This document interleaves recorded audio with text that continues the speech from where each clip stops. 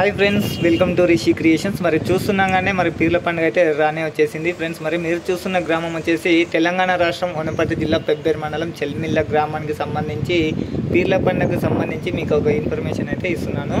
మరి ఈరోజైతే మా ఊర్లో పీర్లను నిలబెడుతున్నారు. మరియు ఈరోజైతే మరి అలాయి కూడా తీయడం జరుగుతుంది.